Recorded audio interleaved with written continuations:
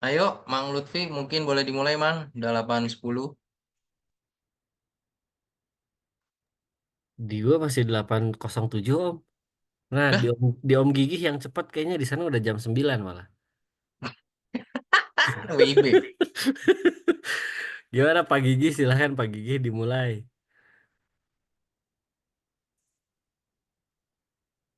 Wah, kayaknya lagi di kapal juga ini. Baru nyampe Lombok dia. Gimana bisa buka ini nggak? Tak. Lanjut katanya tuh. Oke, oke kalau gitu. Selamat malam rekan-rekan para penggiat drone ya. Selamat datang di Ngobat malam ini, ngobrol bermanfaat bersama narasumber kesayangan kita, Om Febri Hardiono, yang sudah tidak asing lagi di dunia perdronan. Gimana kabarnya Om Febri? Sehat? Baik, baik, sehat. Alhamdulillah. Nah, dan malam ini Om Febri nggak sendirian nih, guys. Om Febri ditemenin oleh Om Dio, Aldio, dan juga Om Mario nanti menyusul ya.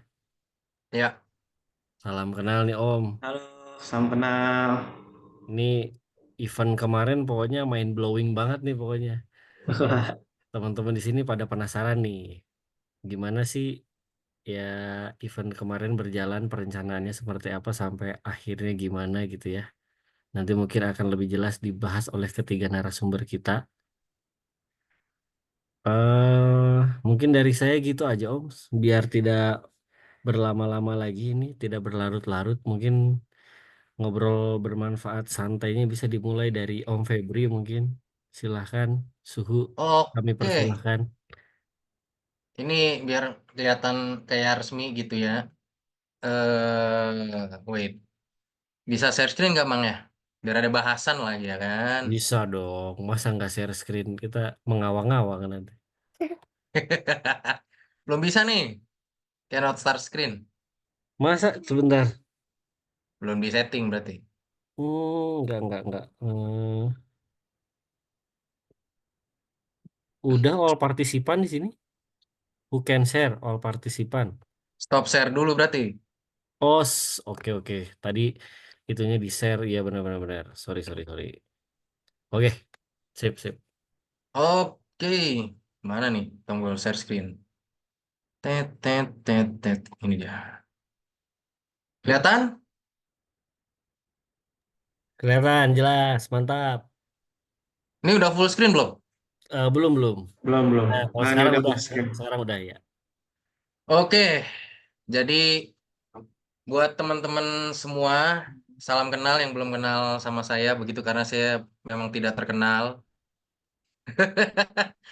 Oke, di sini kita sharing aja. Jadi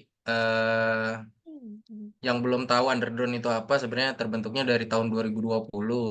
Kita sempat terbentuk karena sama intinya kita bekerja di bidang drone begitu. Jadi makanya kenapa terbentuklah underdrone. Nah, underdrone ini kegiatannya apa sih? Kegiatannya adalah ya kita biasa sharing lah teman-teman yang punya ilmu, yang punya apa kapabilitas di bidang keilmuan apa yang menarik, yang memang lagi happening nih. Biasanya kita minta nih buat jadi narsum bisa nggak Om kita coba sharing gitu ke teman-teman yang lain. Jadi biar teman-teman juga bisa lebih terbuka lah, bisa nambah ilmu dan wawasan. Oke, ini termasuk yang lagi happening gitu ya, yang baru-baru mungkin baru sekitar tahun ya 2 tahun belakangan inilah.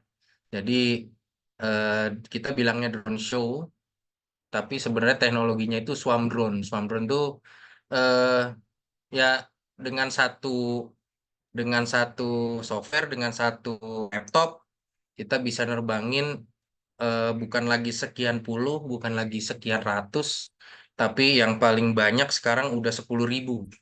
10.000 drone dalam satu waktu gitu. Gimana sih sampai bisa begitu kan? Oke, kita lanjut. Jadi di sini judulnya memang The Drone Show Flying 1400 at Once, karena kami ini Om Dio, saya sama Om Mario waktu itu ada event di PIK. Kita diminta untuk terbang 1.400 drone untuk membentuk karakter dari beberapa karakter. Ada naga, ada perahu, ada logo, ada burung apa namanya burung elang atau burung Garuda begitu. Jadi banyak karakter. Oke, lanjut, kita lanjut. Nah, drone show itu apa gitu ya? Biar kita ada bahasan lah. Buah pertunjukan cahaya yang spektakuler yang memanfaatkan banyak drone untuk menciptakan berbagai macam pola dan gambar di langit yang terkoordinasi. Drone-nya dilengkapi dengan lampu LED dan dapat membentuk bentuk animasi, logo yang rumit, dan mengikuti jalur penerbangan yang telah diprogram. Intinya adalah diprogram. Jadi semua drone itu memang sudah diprogram nih terbangnya. Jadi enggak dia kita kayak pakai remote terbangin satu-satu gitu enggak. Jadi karena memang udah diprogram, dia bentuk logo, bentuk eh, movement 3D itu udah diprogram sebelumnya. Dengan perangkat khusus, setiap drone bertindak sebagai pixel. Nah, jadi satu drone itu hitungannya adalah satu pixel. Jadi ketika Om dan ada sih nggak ya? Nggak ada kayaknya ya. Nah, kalau Om mau bentuk misalnya, Om bisa nggak saya mau bentuk bebek. Nah, bebeknya tuh 2D atau 3D nih. Kalau mau 3D berarti drone-nya harus banyak. Kalau 2D mungkin cuma sekitar mungkin 40 drone atau 45 itu cukup. Bisa nggak kita bentuk tulisan? Nah, tulisannya mau 3D apa 2D? Nah, balik lagi nanti ke jumlah drone-nya. Karena memang satu drone ini adalah hitungannya satu pixel gitu. Lanjut. Nah, ini yang pertama cara kerjanya adalah koreografi dan perencanaan nih yang udah pasti. Jadi, langkah pertama adalah untuk menentukan area pertunjukan, area take off, or area audience itu sangat menentukan keberhasilan. Jangan sampai nanti area audiensnya di mana, area performnya kemana, jadi gambarnya kebalik. Nah, itu nanti jadi bingung kita ngelihatnya. Kayak kemarin yang di peak, kalau ada yang hadir di peak kemarin, di peak 2, itu memang area take off. Itu kita membelakangi gambar. Nah, area audiensnya memang fokusnya adalah di depan gambar. Jadi kalau mau udah ambil yang di daerah danau, di area depan audiens itu, dia memang kelihatan tidak terbalik, tapi ketika omong di area take off atau di area belakangnya itu akan kelihatan gambarnya terbalik gitu. Makanya itu jangan jangan sampai kebalik. Makanya kita nentuin area take off, area audience, area performance itu sangat penting gitu. Terus kemudian mendesain tampilan visualnya juga sangat penting karena nggak bisa sembarangan gitu ya. Kita nerbangin misalnya 10, 20, 30 itu nggak cuman gimana caranya bentuk logo, tapi movement dari awal. Jadi ketika dia take off mau langsung ke bentuk logo atau dia take off mau naik dulu ke atas, terus baru menuju titik-titik koordinatnya. Nah itu memang ditentukan dari awal gitu. Karena nanti ditakutkan kalau nggak bisa desain seperti itu, ditakutkan kita kan nerbangin banyak nih. 1.400, 800 atau ya kita nggak ngomongin 1.400 lah, kita ngomongin 100 dulu deh.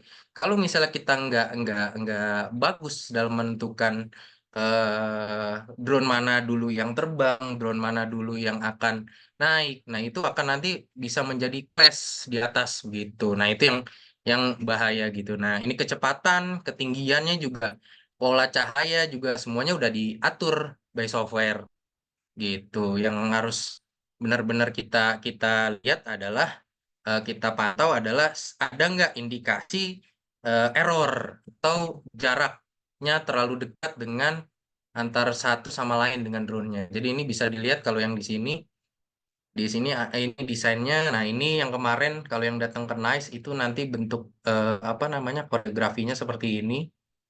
Nah, ini kalau misalnya mungkin sekitar 1.000-an lebih drone nanti akan bentuknya seperti ini nih di penyusunan letak drone-nya gitu.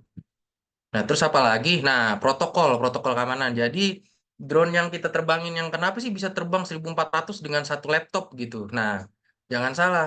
Iya, laptopnya satu, tapi komunikasinya yang banyak gitu. Jadi di sini kita juga nggak pakai satu komunikasi, kita juga pakai ada 3 gitu ya. Selain remote control, nah sebenarnya remote controlnya itu untuk backup, lebih ke backup. Kita juga pakai access point. Di sini ada access point, sama di sini ada radio. Nah, untuk penentuan koordinat akurasi presisinya memang nanti kita menggunakan RTK. Jadi kenapa kok bisa presisi banget gitu landingnya ya? Karena kita pakai RTK nih. Nah, kita pakai RTK akhirnya bisa landing presisi gitu. Nah, ini jangan sampai ketika ini udah nyala atau kita udah ya yang biasa ngukur pasti paham. Ketika itu udah fix, itu kita pinggirin nih, kita geser gitu. Selesai sudah. Geser kemana-mana. Ini sangat sangat menentukan. Ini juga nggak boleh digeser. Ini juga nggak boleh digeser-geser ya. Intinya tiga tiga ini juga nggak boleh gitu. Ini sangat menentukan nanti ketika performance itu juga.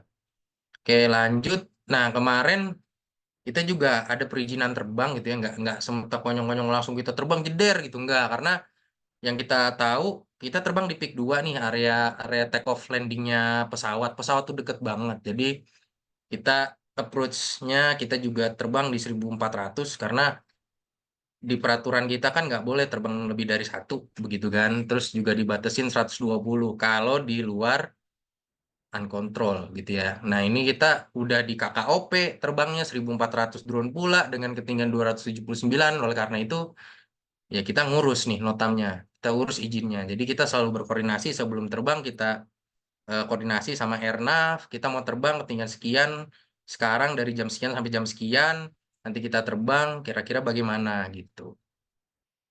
Terus lanjut, sebelum itu kita juga ada nih, sebelum pertunjukan kita ngetes terus. Jadi kita ngetesnya nggak cuma sekali 2 kali gitu. Itu bisa kemarin sekitar 2 sampai 3 hari ya Om Dio ya. 2 sampai 3 hari. Nah, ini jadi kita make sure bahwa nggak ada sistem yang error gitu ya. Pengujian untuk memastikan semua berjalan lancar termasuk sistem dan koreografi. Jadi sistem tuh banyak. Terus kalau koreografinya juga berjalan lancar. eh Daerahnya nanti bisa yang disediakan atau misalnya di daerah khusus. Biasanya kalau misalnya pertunjukan kita mintanya memang di daerah pertunjukan biar nanti langsung seperti realnya gitu. Dan kita juga lihat nih yang sebelah kanan kita ada anemometer gitu ya. Anemometer ini penting banget sama RF Explorer ini spektrum. Jadi kita ngecek karena kita kan main pakai radio ya. Jangan sampai nanti ketika kita pakai frekuensi A misalnya ya, frekuensi A-nya tuh lagi peak gitu. Nah, ini bisa ngeganggu drone-nya. Drone-nya bahkan nggak mau terbang gitu. Kalau misalnya di frekuensi yang sama ternyata lagi sibuk gitu. Dan angin juga menentukan banget nih. Ketika angin ada di 7 meter per second kita udah nggak bisa terbang gitu. Karena memang nggak kuat. Nanti yang ada nanti pertimbangannya adalah takutnya drone-nya satu sama lain bisa jadi tabrakan. Karena memang jaraknya eh, kurang lebih 2 meter antar satu drone gitu. Oke, lanjut. Setelah itu ngapain? Nah, baru pertunjukan. Setelah pertunjukan ini kita eh disinkronin lah. Semua disinkronin programnya, kita tes lagi bolak-balik manuver dengan musik. Jadi bisa dikasih musik ketika kita take off jam berapa, musik juga harus udah mulai. Jadi kita bisa sinkron nih. Pas musik ini begini, pas musik itu begitu. Nah, itu bisa tuh. Gitu. Dan lampunya juga langsung ngikutin koreografernya gitu. Koreografer yang udah ditentuin. Jadi muncullah per scene gitu ya, scene-nya scene apa, ini kan the dancing crane gitu ya, terusannya ada naga, di sini ada burung elang gitu. Oke, terima kasih, jangan panjang-panjang, kayaknya pada penasaran gitu aja. Mungkin ada yang mau ditambahin dari Om Dio, silakan Om Dio. Ya, kalau dari saya ya, Om, pertama nih terima kasih banget nih Om Febri udah ngundang, terus juga ada Om Mario juga. Jadi kita 3 orang ini kemarin ya bisa dibilang cukup berhasil buat nerbangin 1.400 drone di peak ya, di peak 2 di acaranya Nice Dancing Grand. Yang seperti teman-teman tahu tadi di di slide-nya Om Febri juga cukup menjelaskan ya, ternyata preparation-nya terus juga persiapan dan lain-lainnya itu cukup panjang dan cukup melelahkan sebenarnya ya, karena memang untuk terbang 1400 di daerah yang KKOP ya, yang dimana memang nggak bisa sembarangan terbang, itu juga kita mempertimbangkan beberapa poin ya, terutama keselamatan dan lain-lain. Akhirnya dari masalah perizinan, terus juga proses latihan dan segala macamnya itu memang benar-benar semuanya alhamdulillah sudah berizin dan nggak melanggar apapun. Jadi memang preparationnya itu cukup, bisa dibilang cukup rumit lah sebenarnya. Gitu Om. Oke, jadi Om Dio ini bagian di DGCS operator, jadi dia Ya, yang DCS. jadi dia yang make sure DGCS operator itu yang megang laptop. Jadi Om Dio itu yang make sure bahwa ketika desain sudah diupload ke laptop sebelum penerbangan, dia yang ngecek semua parameter di laptop. Jadi mulai dari kita kan tadi ada tiga apa lagi namanya? Ada tiga komunikasi begitu ya. Ada radio, ada AP, ada remote. Dah, Om Dio nih yang make sure nih. Jadi semua sinyal itu harus bagus, harus good. Jadi ketika DGCS bilang ini sinyal ada yang nggak bagus nih. Nah, ini kita harus cek gitu. Begitu juga satelit. Nah, satelit juga kan kita pakai DRTK nih. Ketika drone-nya, satelitnya dapatnya nggak bagus, nah itu kelihatan di DGCS. Nah, DGCS itu yang harus benar-benar mantau dari semua drone itu apakah kondisi drone-nya baik atau tidak. Nah, terus nanti dia sampai jalanin simulasinya begitu. Jadi itu tugasnya Om Dio. Ada lagi Om Mario, mungkin Om Mario nanti telat. Nah, Om Mario itu Udah hadir Om Mario dan. oh, udah hadir. Wih, mantap Om Mario. Halo Om Mario. Ya, halo om-om semua. Wih, mantap. Wih, keren. Mohon maaf, saya agak telat karena kebetulan kita akan ada lagi event drone show. Jadi tadi saya meeting sebentar untuk event drone show lanjutan setelah ini, gitu Om, di bulan November dan kemungkinan Desember juga, Wih, gitu Om. mantap. Mungkin ada ini Om bisa diceritain keluh kesahnya begitu atau apa ya? Kita kan biasa nerbangin satu drone nih ya kan. Kita nerbangin biasa satu drone. Dengan nerbangin 1400 nih jadi awareness-nya bertambah kah atau apa begitu yang bisa Ya, kita share ke teman-teman gitu kan. betul sekali Om. Eh, Mohon maaf nih sebelumnya tadi saya kelewatan ya. Siap. Juga. Memang untuk apa namanya menjalankan nih SOP sebelum apa namanya pre-flight, post-flight atau saat penerbangan, satu drone aja menurut saya sudah lumayan ya urutannya, step-stepnya itu cukup padat, banyak gitu ya, dan harus sesuai dengan prosedur. Apalagi ngurusin yang 1000 drone lebih, gitu ya. Bisa dibayangkan lah. Memang agak ketat, kita agak sedikit ketat di situ, area-area tertentu yang harus kita buat aman ya, gitu. Banyak banget yang memang prosedur yang harus kita jalanin. Mungkin tadi Om Febri atau Om Dio sudah menyampaikan untuk itu. Belum Om. Jadi tadi lebih ke cara kerja tapi secara Oke, global aja. Mungkin betul nanti betul betul betul. iya, jadi triknya sebenarnya teman-teman yang tadi saya bilang, mungkin kalau teman-teman ada yang mau nanya boleh. Oh iya, saya bentar, saya coba cari video.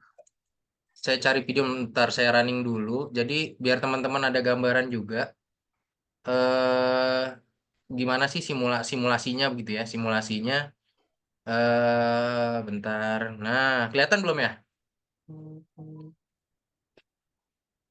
Kelihatan ya? Kelihatan Om Mario. Ya, kelihatan.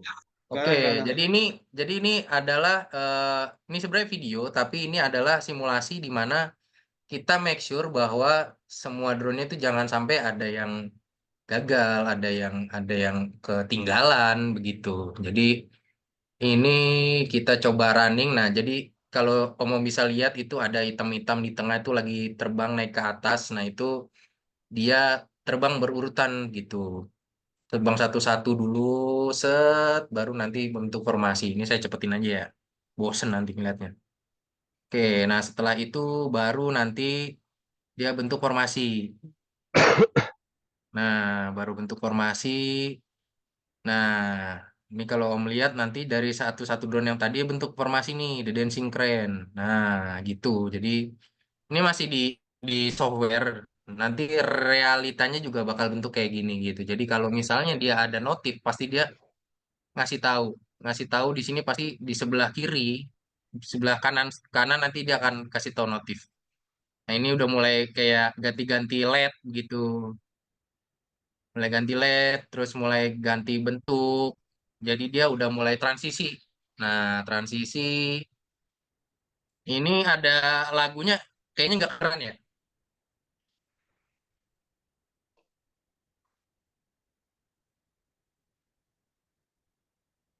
Nah, ini udah mulai bentuk bola begitu ya. Bola mulai dari kecil nih saya cepetin aja jadi besar, jadi besar. Terus dia mulai bentuk lagi, bentuk lagi. Nah, bentuk lagi. Nah, bentuklah jadi negara Republik Indonesia begitu kan. Nah, gitu. Ini disimulasi,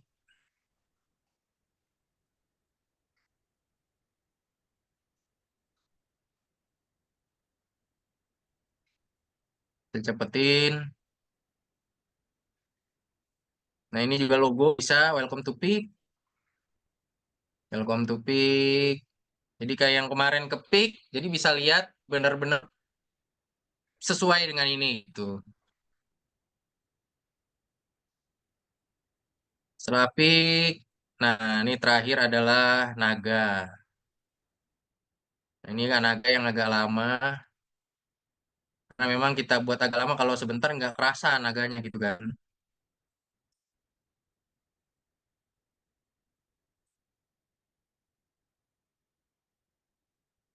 Senaga bentuk lagi. Nah, perahu.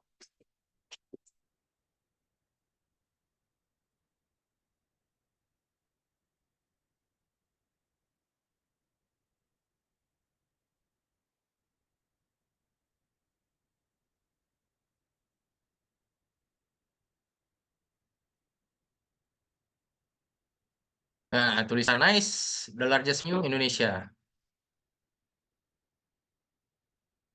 Oke, setelah itu presented by Arka Entertainment. Oke. Nah, begitu teman-teman. Jadi barusan adalah simulasi. Jadi simulasinya make sure bahwa oh nanti pergerakannya ini sesuai lagunya kayak gini. Jadi sudah by ritme, by apa lagi namanya, by scene. Jadi kita udah bisa samain gitu. Monggo kalau ada dari teman-teman yang mau nanya, wih, ini pesertanya lumayan juga ini 62 malam-malam malam malam Sabtu loh ini. Monggo dari teman-teman langsung open mic aja. Silakan. Saya Om Hu, Miswar. Siap, Om Iswar, lanjut Om. Ini deket Om Hu, banget ini. kemarin ada yang tanya itu katanya budgetnya berapa untuk buat drone show itu, Om Hu? Ini kalau budget kita ngomongnya di ini aja. Japri aja ini. Siap. Kayaknya beda lokasi, beda harga, Om. Soalnya mobnya lumayan ini. Nggak Karena kan sedikit barang karena itu. nanti tergantung jumlah juga Om, jumlahnya mau berapa, terus nanti apa logo misalnya bentuknya mau kayak gimana gitu. Logistik juga kan, Om, pasti lebih banyak, Om. Mobilisasi sampai Pasti demobilisasinya kan. begitu.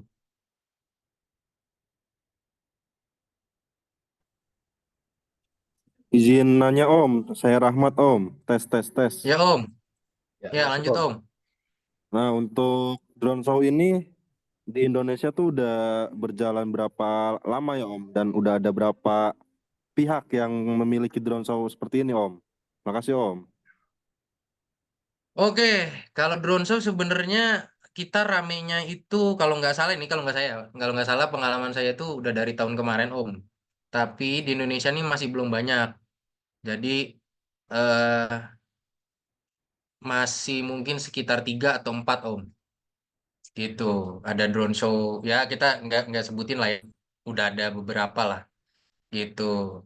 Termasuk kita gitu. Gitu Om. Udah ada beberapa. Ada mungkin 4 kayaknya, tapi belum banyak. Gitu.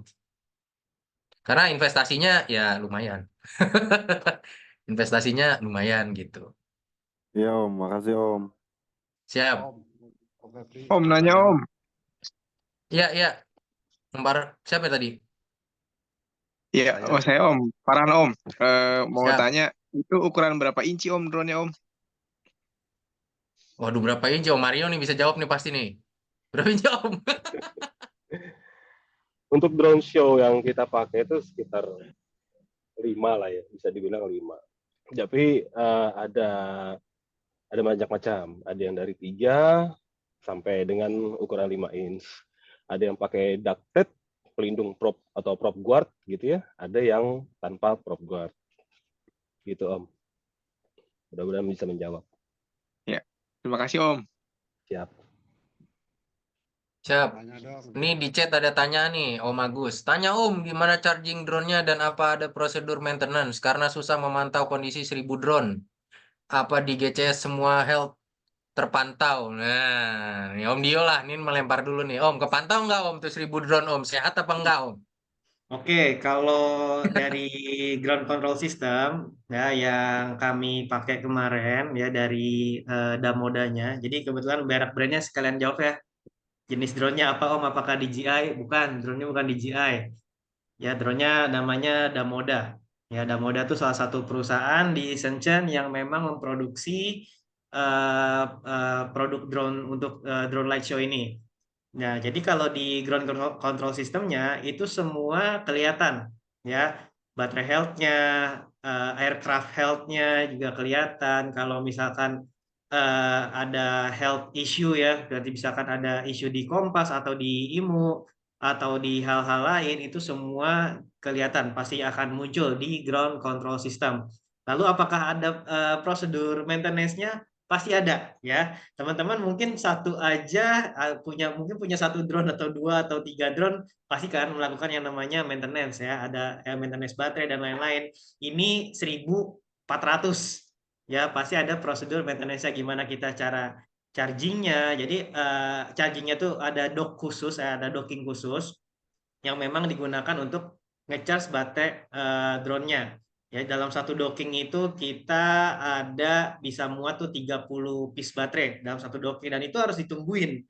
Ya, nggak boleh ditinggal-tinggal, ngecasnya harus di kisaran suhu 18 sampai 22 derajat Celcius, notabene di ruangan yang ber-AC ya. Terus juga harus ditungguin, ya, nggak boleh ditinggal. Terus juga harus dipantau apakah baterainya tercas full apa enggak dan lain-lain. Itu pasti prosedur maintenance-nya juga ada.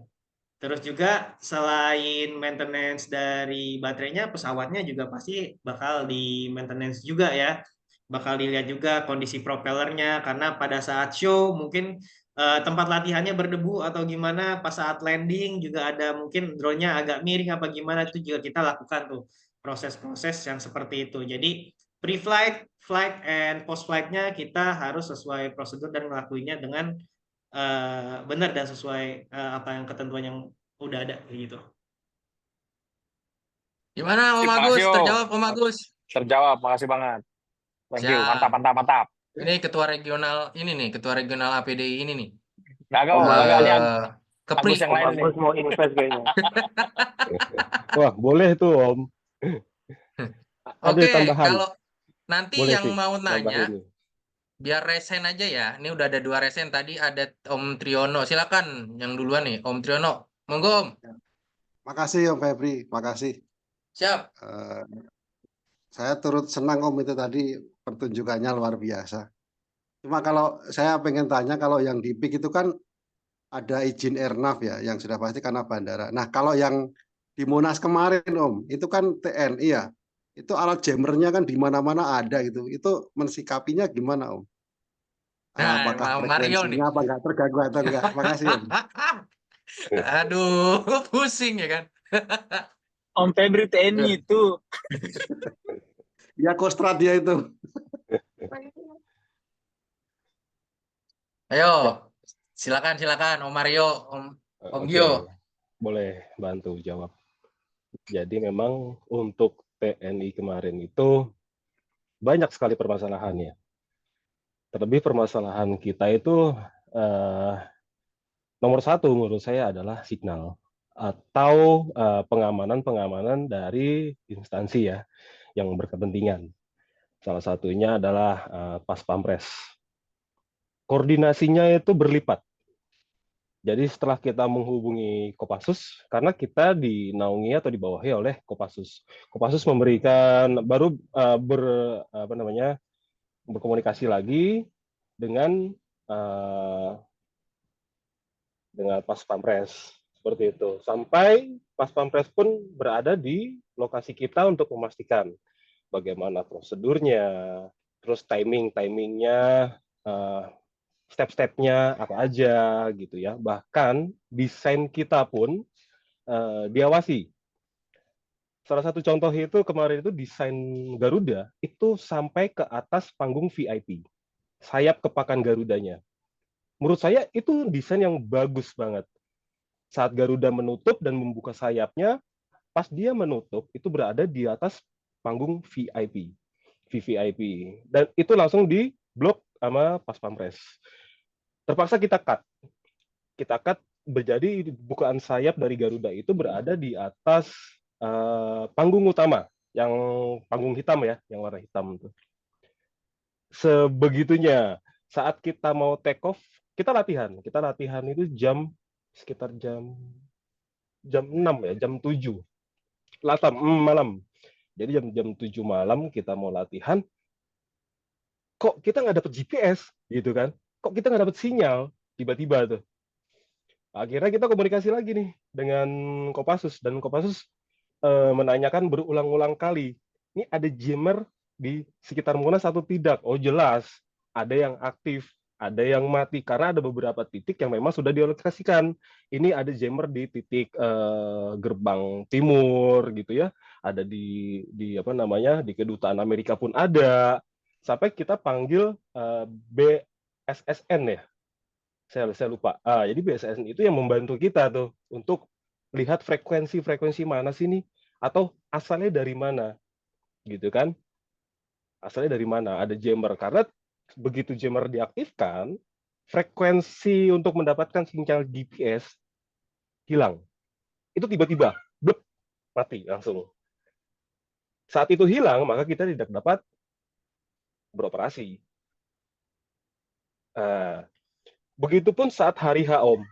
Jadi om semua mungkin lihat, kalau saya melihat ada keterlambatan ya. Ini keterlambatan dari timing.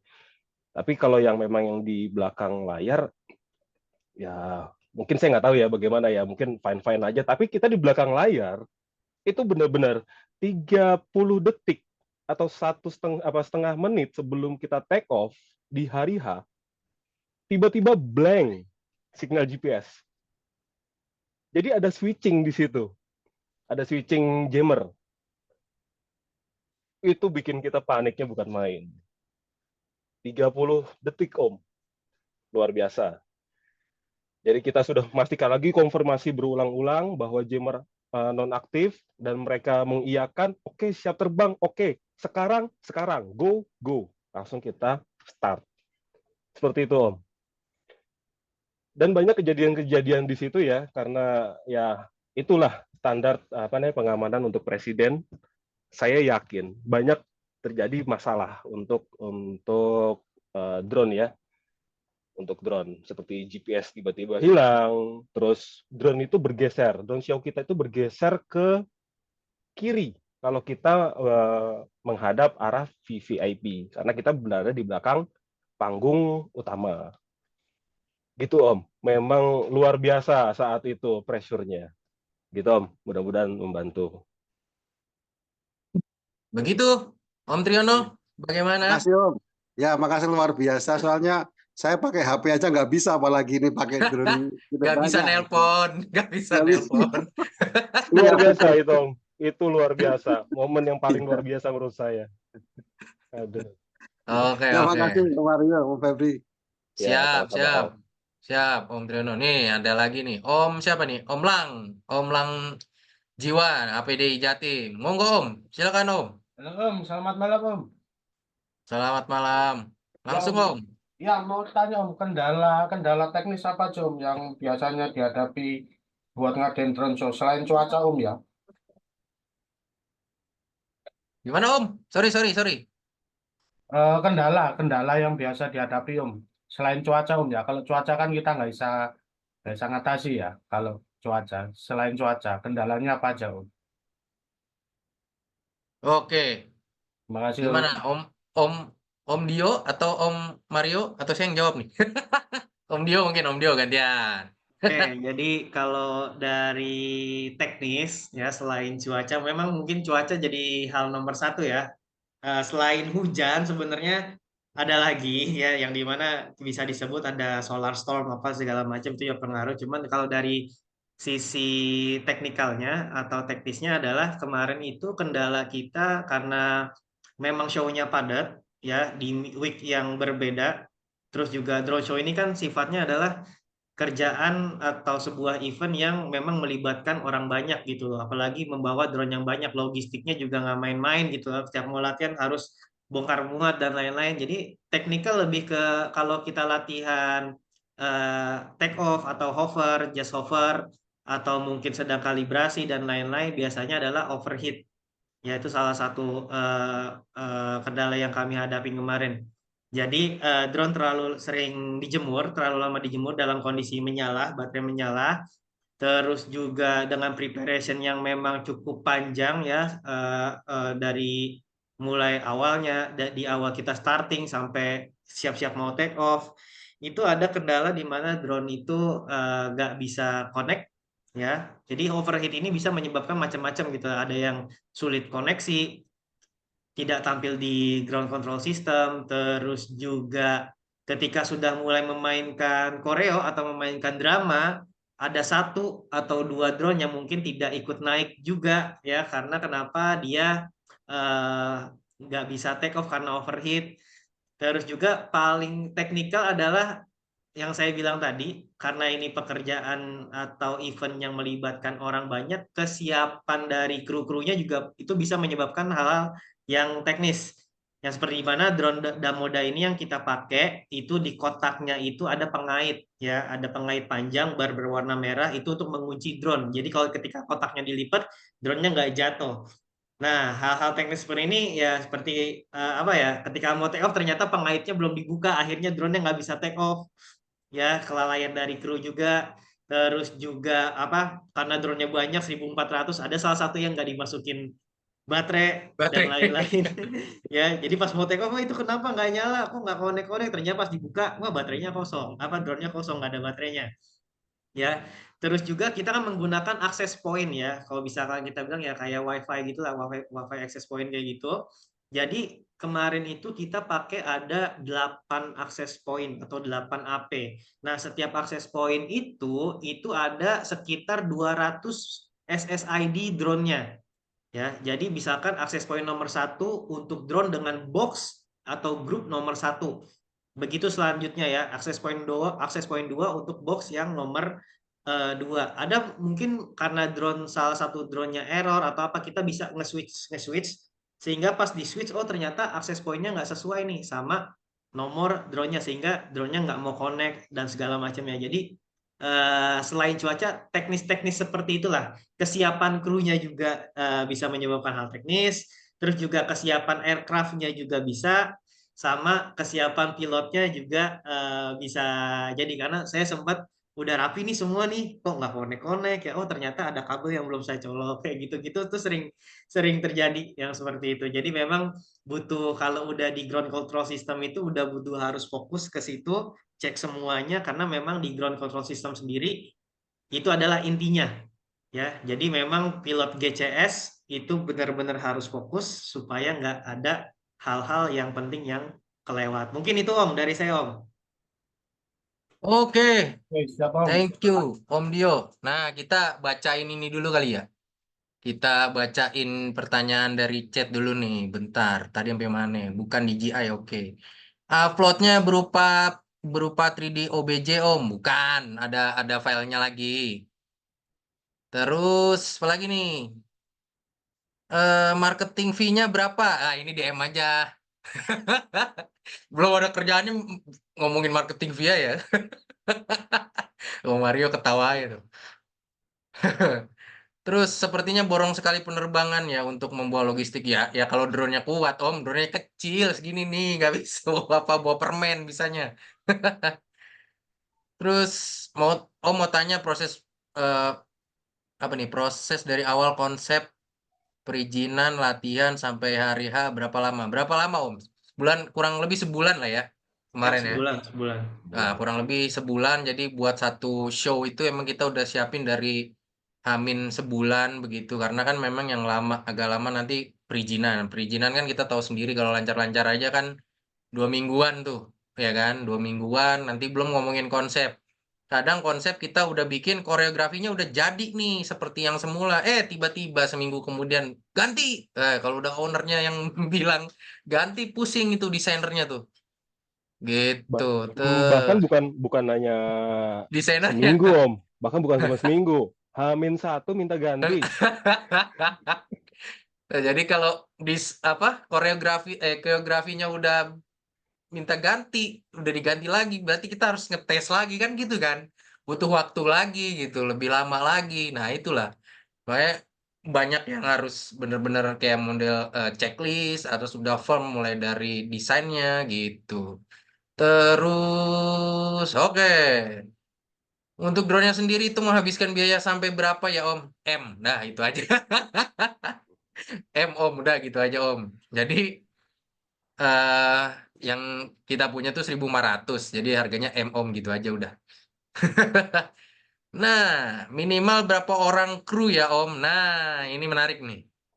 Jadi kalau untuk eh, tim inti ya, pilot itu ada 3. Satu di gauge operator, satu lagi di pilot rescue, satu lagi di PIC, di flight director gini. Nah, kemarin flight directornya itu ada Om Mario. Nah, satu lagi ada project manager. Nah, yang banyak tuh helpernya begitu kan. Nah, kemarin kita berapa Om ya? Satu helper tuh 10 ya?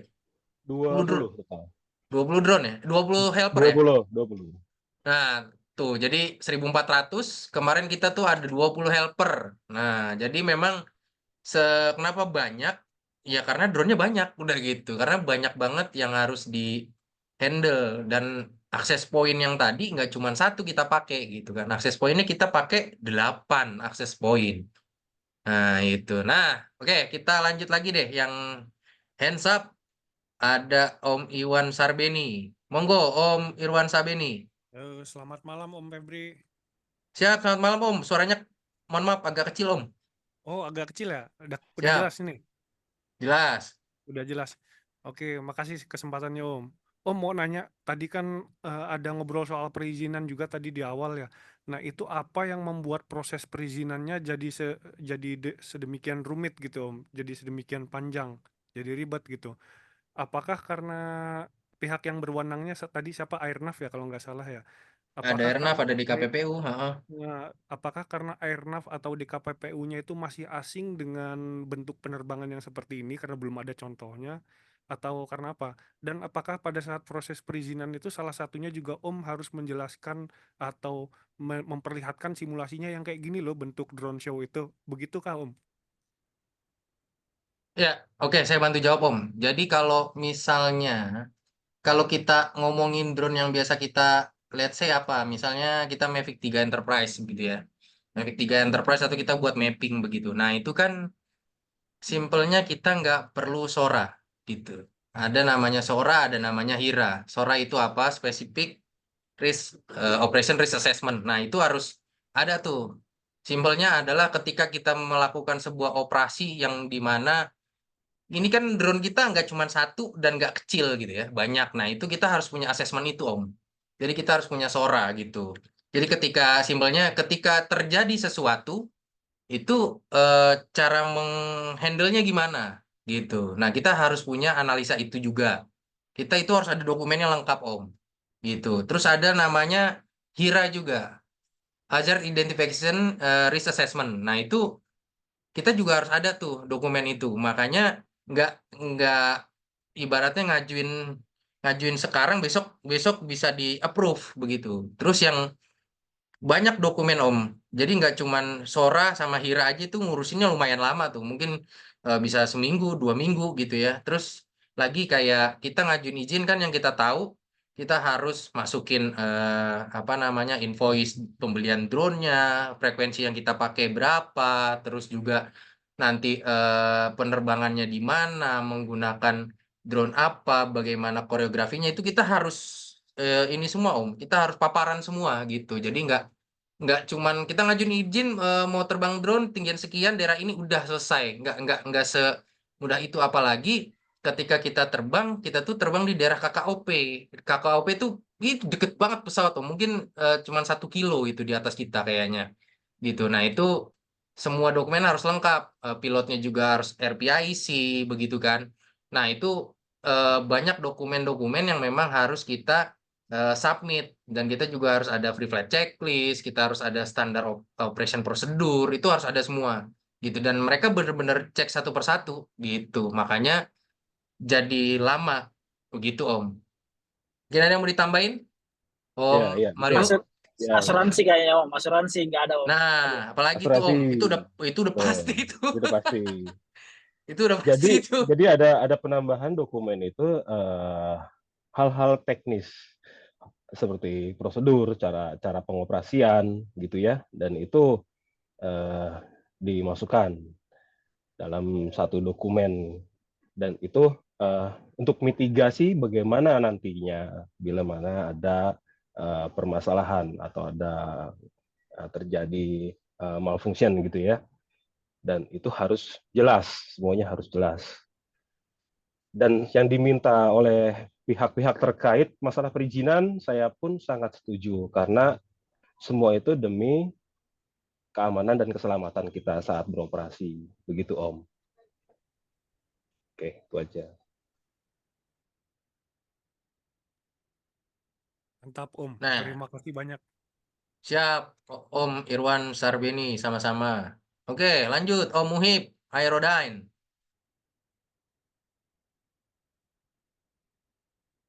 Om Muhib.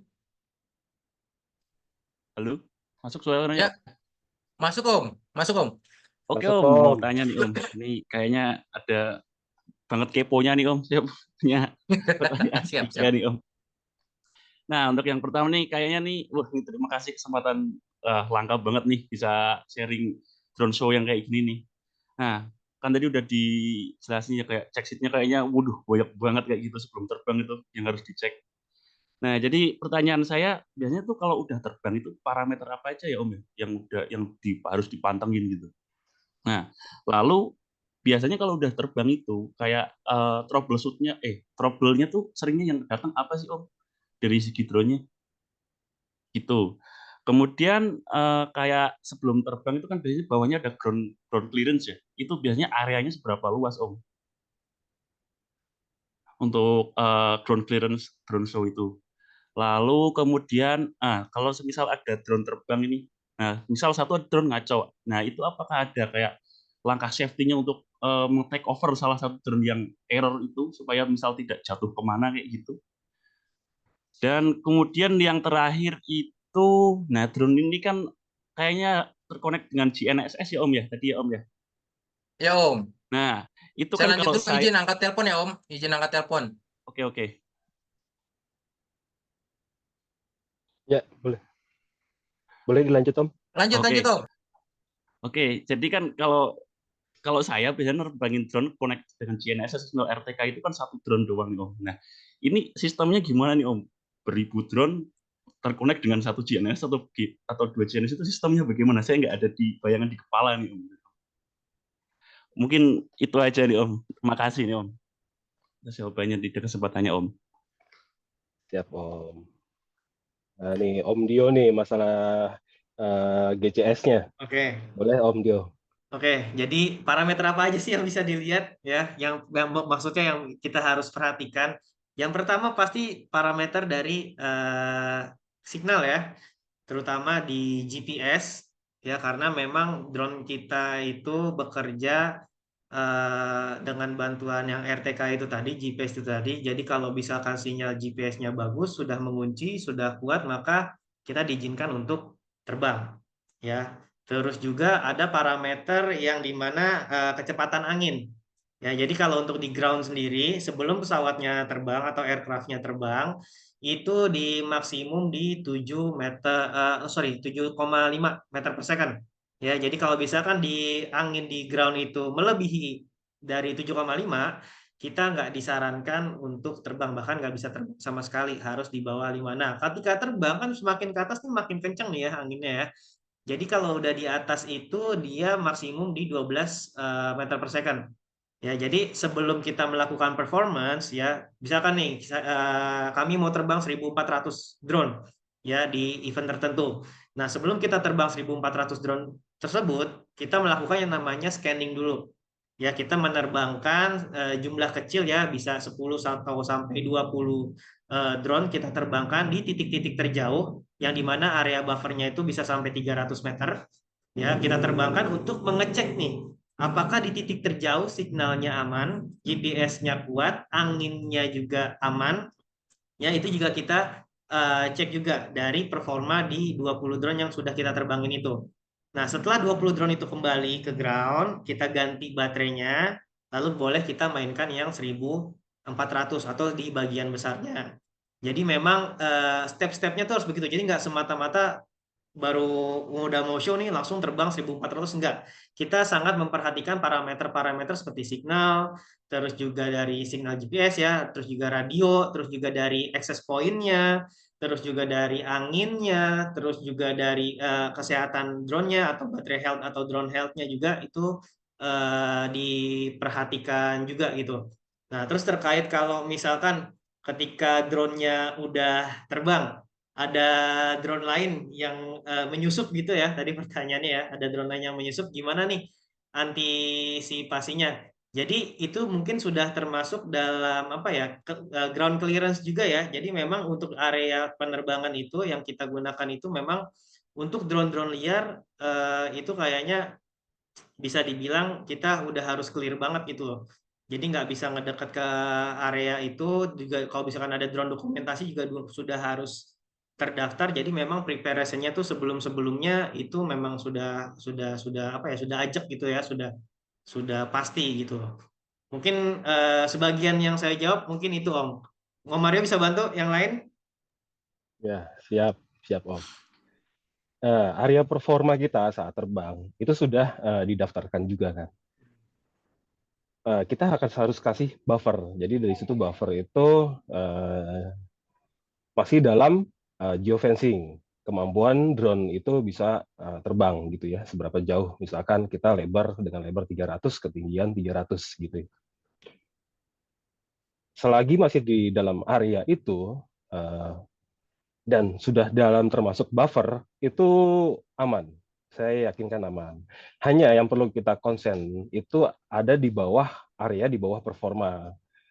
Saat seperti contoh kemarin di Monas, itu memang tidak bisa terkontrol karena area yang di bawah performa, area performa di bawahnya itu banyak orang lalu lalang karena digunakan akses untuk apa ya namanya mobilisasi lah, mereka angkut barang segala macam, dan kita minta pengamanan dari pihak-pihak terkait, dan itu memang agak sulit karena memang di bawah area performa digunakan jalur pendistribusian, misalkan makanan, minuman, snack dan lain-lain gitu ya.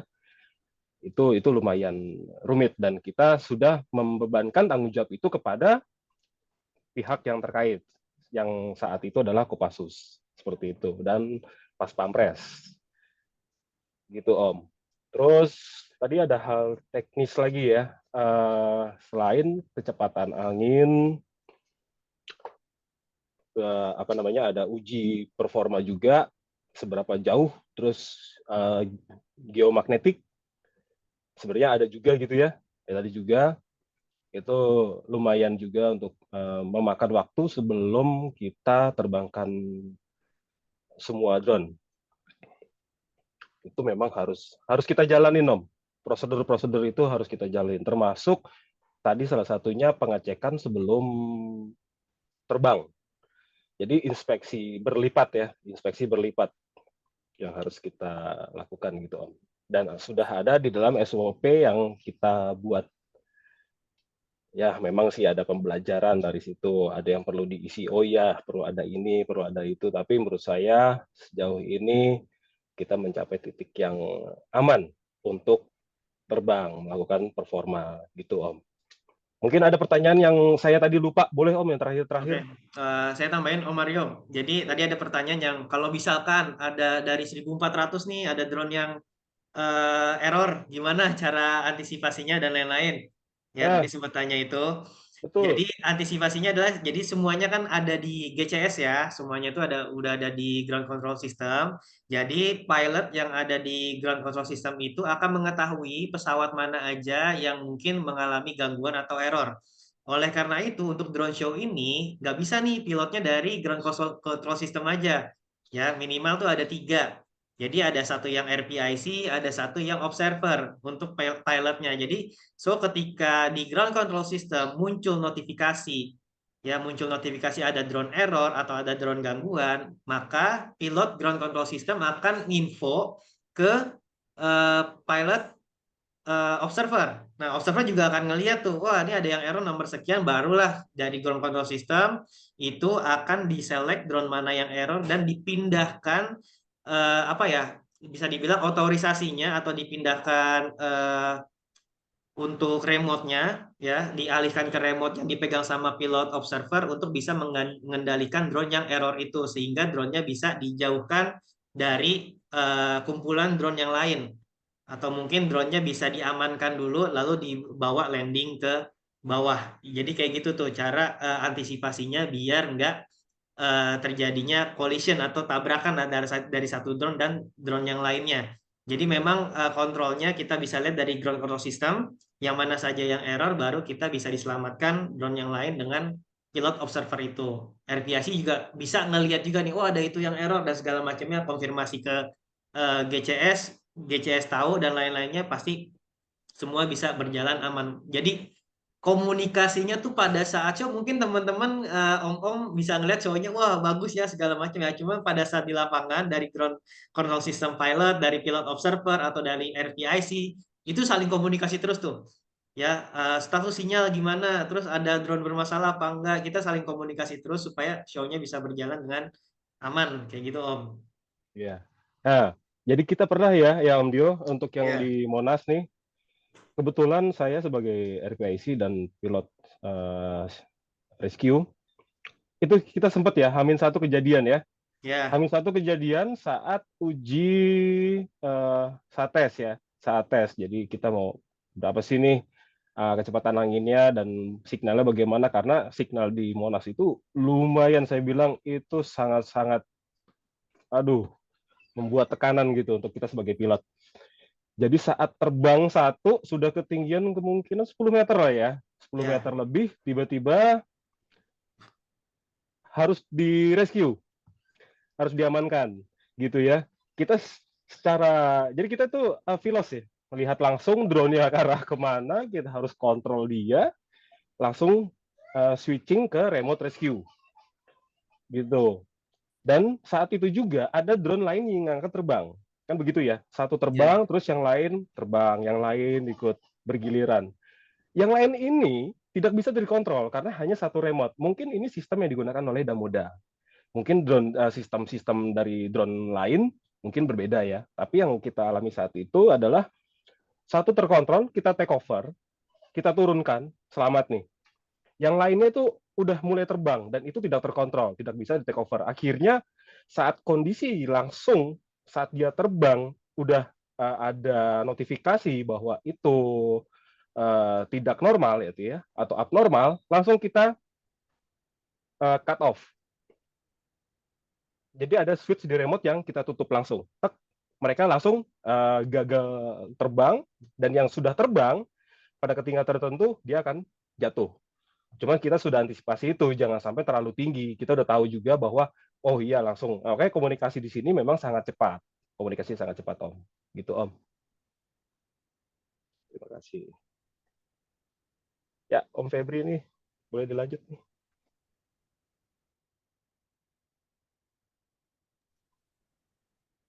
Om Febri. Lanjut Om. Ini lagi share screen gambar drone-nya aja. Oke. Om Muhib, ada pertanyaan lagi atau ada yang belum dijawab ya? Kira-kira gimana Om? Udah sih Om, ini tinggal yang dia cara komunikasi dengan RTK-nya itu gimana Om? Kan soalnya kan kalau saya biasanya kan cuma satu drone aja tuh yang sama RTK. Nah ini 1000 drone itu gimana nih caranya nih? Itu yang nggak saya kepikiran tuh Om. Ya, jadi RTK boleh saya jawab. Jadi dari RTK, dari drone-nya sendiri sudah terkoneksi dengan GPS, gitu ya. Posisi mereka sudah pada tempatnya, dan itu sudah ada notifikasi di ground control station bahwa lokasi atau GPS terkunci. Kebetulan drone yang kita pakai saat ini menggunakan GNSS, GPS dan Beidou ya, yang dari Cina. Jadi hanya 2 satelit dari Cina, satelit Cina dan GPS. Terus jumlah terkunci minimum tuh GPS itu terkunci ada di 40. Saya lupa tapi ada di 40 dan sampai 52. Maksimum 52. Itu menurut saya nilai yang lumayan besar untuk dapat mengunci posisi awal.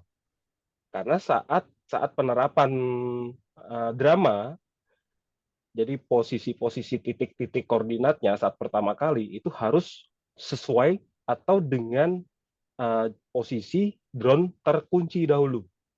Setelah itu baru mereka itu terhubung dalam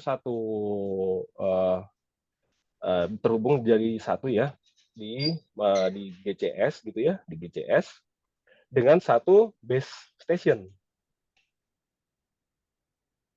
Gitu Om. Mungkin boleh Om langsung misalkan ada yang kurang jelas gitu ya.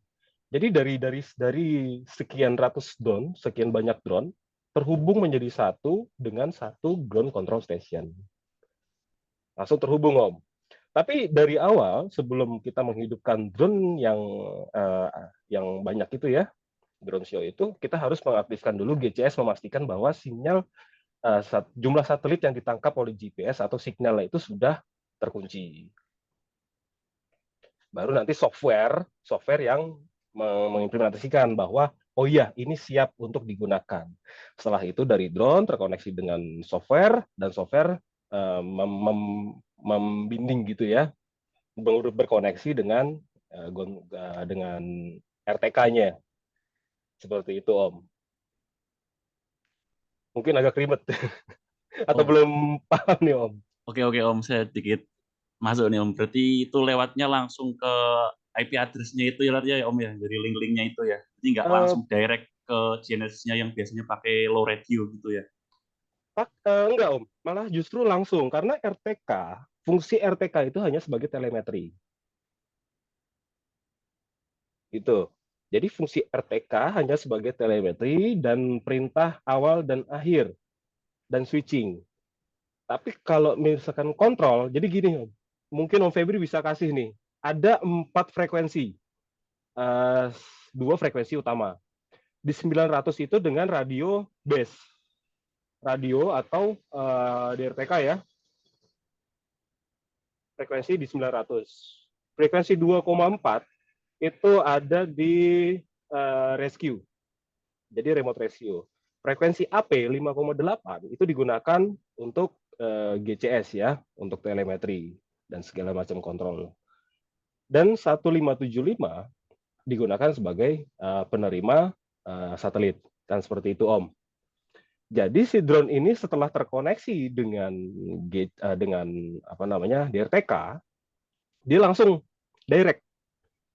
Tapi sebelum direct harus ada mapping dulu dengan drama map atau koreo yang sudah di plotting posisinya. Gitu Om. Setelah terkoneksi semua, setelah termapping, baru GCS mengambil alih.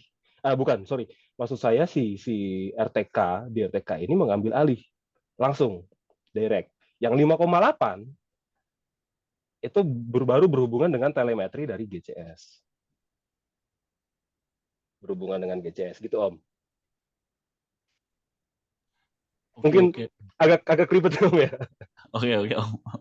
Ini berarti dari LoRa 2,4, 5,8 kepake semua full di sini ya, Om ya. Betul Om, semuanya Wah, Om, terpakai. nggak ada yang kosong. Nggak ada kosong.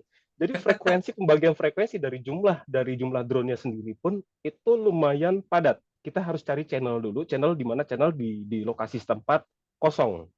Atau tidak ada sinyal kuat yang melebihi dari sinyal AP. Gitu Om. Jadi harus memastikan dulu tuh.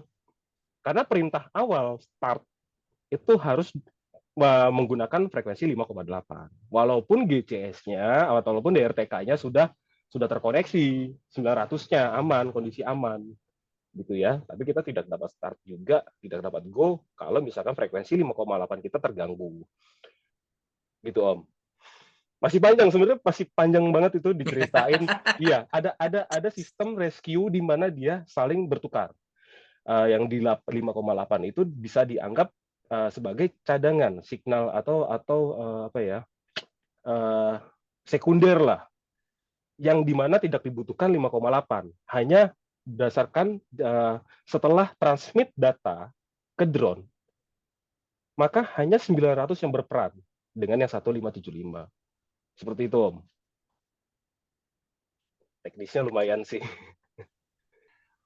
Oke, Om. Sorry, Om. Satu lagi ya, Om ya. Siap. Ini berarti kalau misal GNS-nya itu misal kayak floating gitu, nggak bisa fix kayak gitu, berarti emang sulit ya Om ya, berarti ya Om ya. Berarti sebelum kayak ada show kayak gitu harus survei lokasi dulu ya, bagaimana sinyal GNS. Betul sekali Om, betul Berarti sekali. kayak misal tempat yang tertentu yang dapat sinyalnya jelek, apalagi kan ini pakai Beidou ya, katanya tadi Beidou sama GPS. Betul, hanya 2. Nah itu, waduh, ternyata harus preparation-nya panjang banget ya Om ya, jadi nggak semua tempat bisa ya Om ya.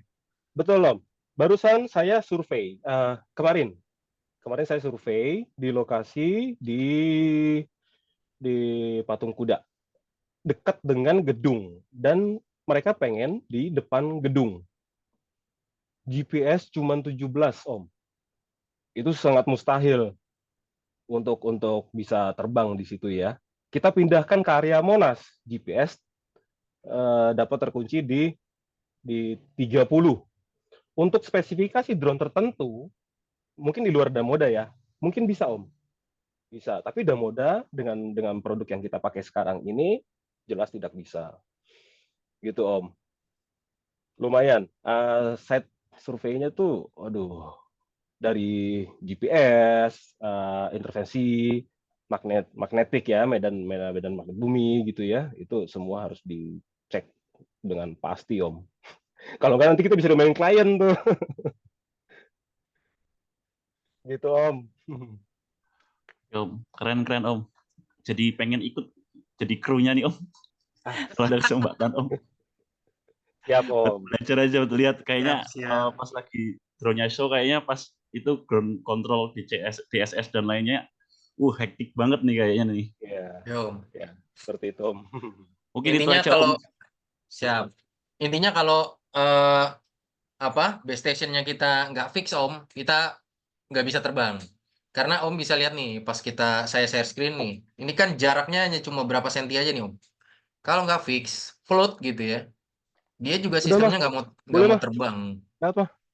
Terus juga apa namanya, ketika dia nanti fix pun gitu ya jangan sampai digeser base stationnya. Nah, udah pernah kejadian Om, bukan merek yang ini, base stationnya dimatiin, wah langsung Om kacau gitu. Jadi makanya ketika kita lagi show itu kita benar-benar barikade tempat take off landing kita tuh nggak boleh ada yang masuk sekalian selain kru gitu. Itu sih Om.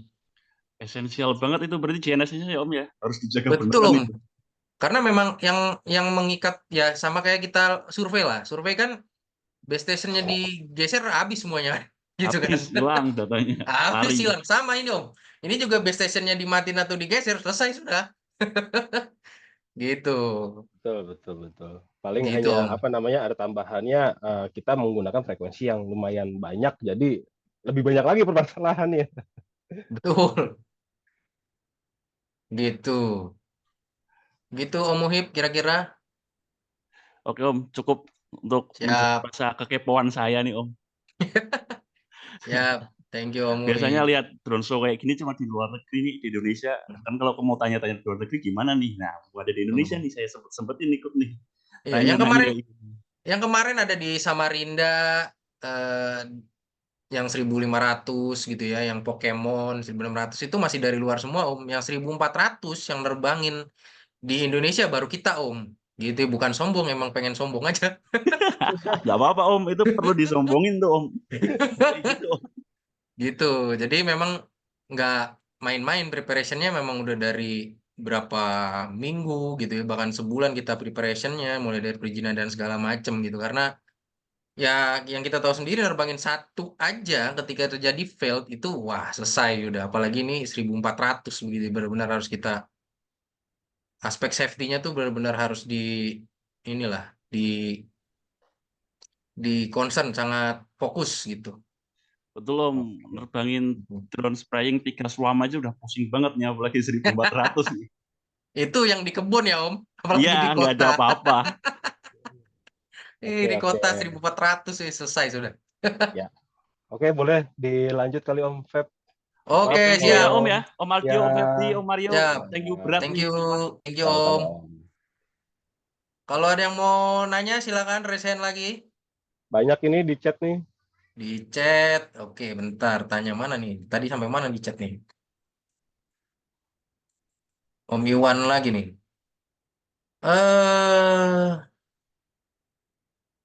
Nah ini nih. Mobilisasi drone apabila lokasi luar pulau yang harus naik pesawat bagaimana? Sementara aturan bawa drone dalam penerbangan pesawat cukup diawasi ini. Ya di kargo Om. Kita juga nggak mungkin taruh kabin sebanyak itu. Jadi semua mobilisasinya pasti kita kargo gitu semua. Ya jadi yang naik pesawat ya cukup pilotnya sama krunya gitu. Semua barang, semua item ya kita kirim gitu. Karena nggak mungkin juga gitu. Minimal kita 100 lah. 100 aja kan udah harus dikirim via ekspedisi gitu. Nah, Om Samsung A51 nih lah, lucu juga namanya nih. Kalau perusahaan mau bikin acara drone show biayanya berapa? Nah, ini Japri aja Om. Itu. Ini Japri aja di chat aja Om. Ya kan? Karena nanti balik lagi Om. Berapa drone yang dimau, terus koreografinya mau gimana, itu nanti untuk menentukan harga kan ada pertimbangannya begitu. Satu helper 20 drone Om, itu biaya berapa ya Om? Wah ini biaya ini sulit ini. Ini dapur ya kan. Nah saya juga nggak tahu biayanya berapa Om.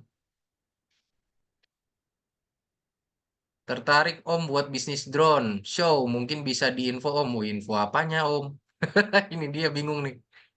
Nanggung. Oke, ada lagi nih Om Iwan Sarbeni, kayaknya tadi masih gantung. Itu terbangin dalam ketinggian paling rendah berapa ya Om? Dan atas dasar apa penentuan tingginya? Jarak satu drone ke drone yang lain paling dekat berapa sentimeter? Monggo. Mau Om Dio apa Om Mario nih yang jawab nih. Teknis nih mah. Ayo, saya mau jawab. Om Dio mungkin atau gimana Om Mario? Silakan. Oke, kalau dari ketinggian ya itu kalau nggak salah kemarin waktu di Monas itu paling rendah di 37 meter dari bawah dari ground ya, dari ketinggian. Nah, penentuannya seperti apa? Jadi dari Damoda sendiri memang kalau untuk dari sisi safety-nya yang saya tahu saat ini ya, itu di atas ketinggian 30 meter. Ya, paling paling rendahnya untuk drama paling rendah di bawahnya. Tapi kalau misalkan apa dari konfigurasi ya tergantung konfigurasi, misalkan kita mainnya dengan jumlah yang banyak itu 1.400 atau mungkin 1.000 atau mungkin yang lain-lain pastinya akan menyesuaikan dengan drama yang ada ya, atau mungkin dari desain-desain yang ada. Ya, contoh yang waktu di Nice kemarin, yang waktu di Pick 2 kemarin, kita kan itu area performanya ada di atas crane. Ya, crane itu aja ketinggiannya udah 70 meter sekian lah, 60 sampai 70 meter.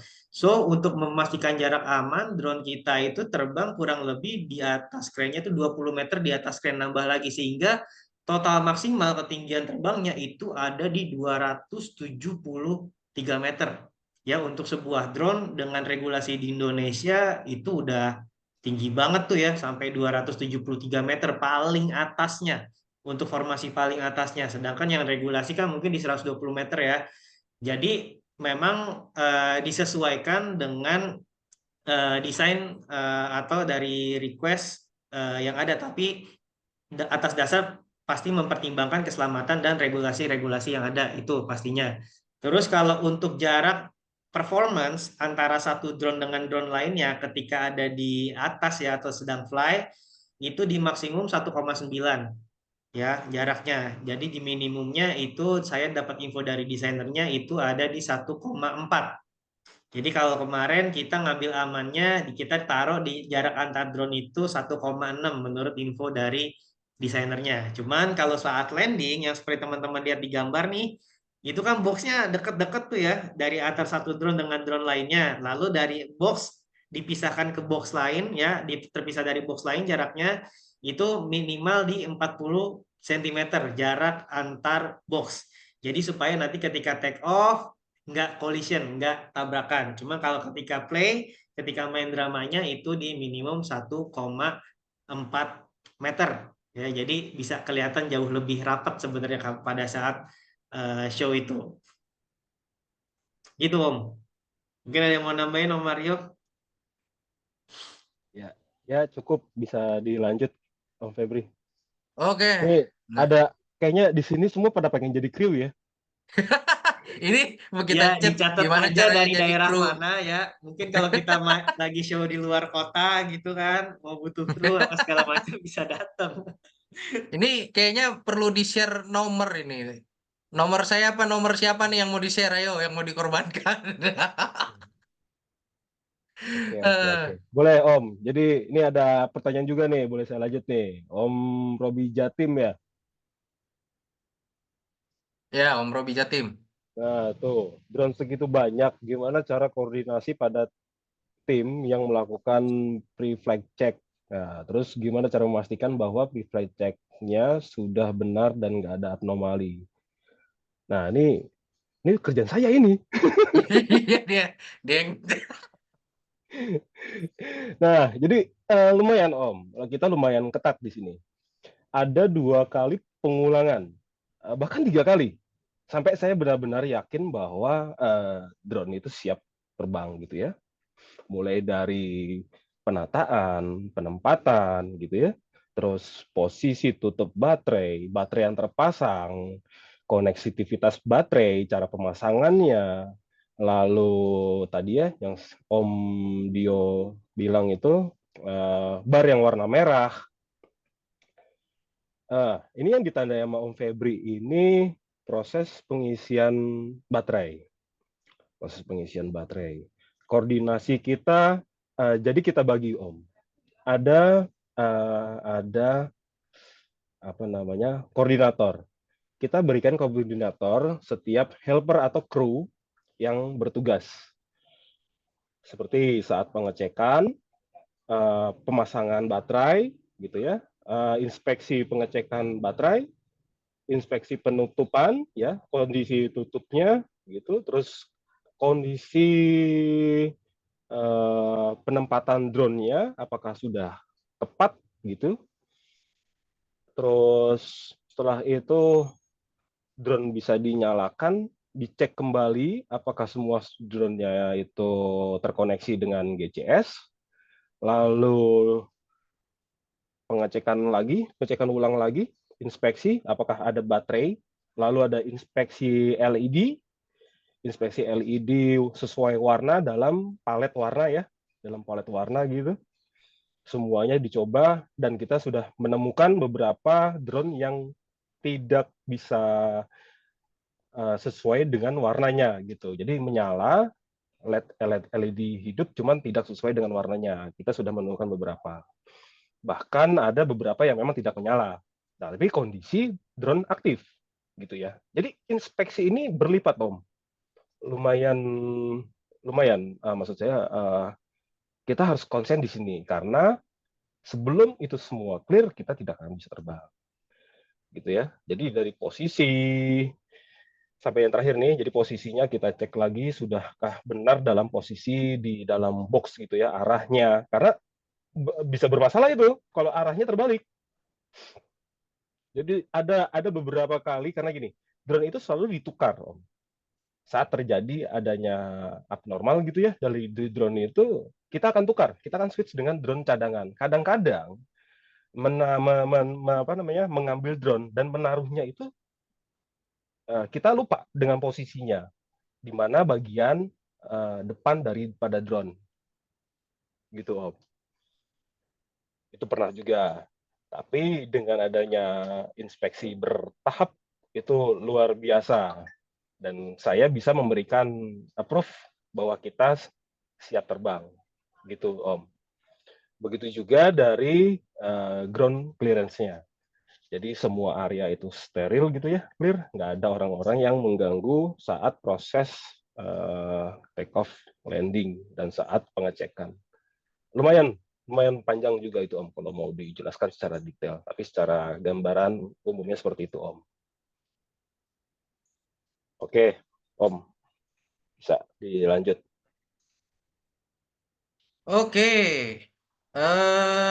monggo yang mau nanya, silakan. Belajar Tapi, jadi desain. betul, belajar jadi desainer.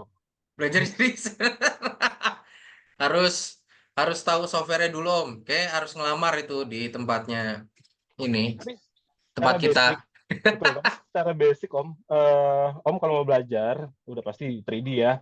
3D itu udah kita pakai Maya. Nanti di situ ada plugin-nya sesuai produsen gitu. Jadi produsen memberikan plugin biasanya apa nih? Seperti apa cara kerjanya, mekanismenya seperti apa gitu, Om. Mantap. Ada lagi, Om? Oke. Ada yang mau nanya lagi? Om, silakan. Resign aja, resign. Ini di message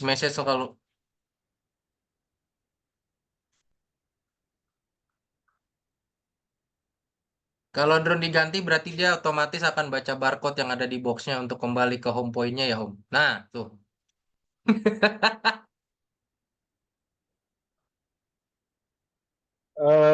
Om Dio boleh atau saya? Monggo, siapa aja. Lanjut. Mario, Mario. Ya, sebenarnya bukan pembacaan barcode, Om. Jadi drone itu sudah diberikan koordinat, sudah diberikan alamat. Dia akan pulang ke rumahnya. Nggak mungkin kita pulang ke rumah tetangga sebelah kan gitu kan. Jadi gitu, Om. Sensor yang ada di bawah drone hanya menentukan, oh iya, drone ini siap dalam mode landing. Dia akan menyala dalam, mungkin ada nggak videonya Om Febri saat mau landing? Jadi saat mau landing, dia mengetahui, dia pakai proximit ya, saya yakin itu adalah proximit. Dia akan menyala terang, putih menyala terang, menandakan dia akan landing. Di dalam box-nya, jadi di dalam box-nya itu ada tanda, ada marking. Marking itu juga bisa mengidentifikasikan posisinya dia seperti itu ya, karena marking itu dibuat warna kontras, warna putih bergaris gitu. Jadi memang sensor menandakan bahwa mode adalah yang digunakan adalah mode landing gitu, Om. Kecepatannya pun akan melambat. Dia akan melambat untuk dapat turun tepat di saat posisi dia take off. Tapi kejadian-kejadian yang terjadi karena angin ini kita nggak bisa terka gitu. Berarti tiba-tiba berubah cepat. Dia bisa bergeser begitu aja, Om. Bahkan terakhir itu yang di Monas ada beberapa drone yang tumpang tindih karena tiba-tiba angin bergerak cepat gitu, Om.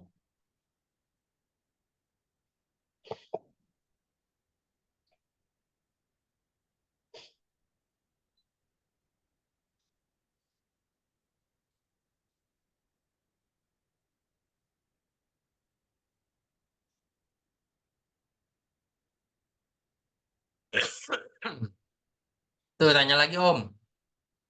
Iya, iya. Barcode-nya buat apa? Ya, kalau di boxnya sih nggak ada barcode ya Om, di drone-nya. Yang di box itu bukan barcode. Mungkin mirip seperti barcode, tapi itu bukan Iya, barcode. mungkin terlihatnya seperti barcode. Itu bukan barcode Om. Hanya marking berbentuk, ya bentuknya seperti itu. Hanya dia mengaktifkan posisi mode landing gitu Om.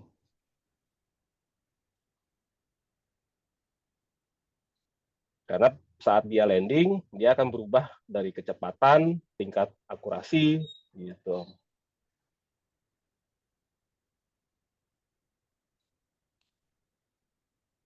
Apakah pernah kejadian crash antar drone?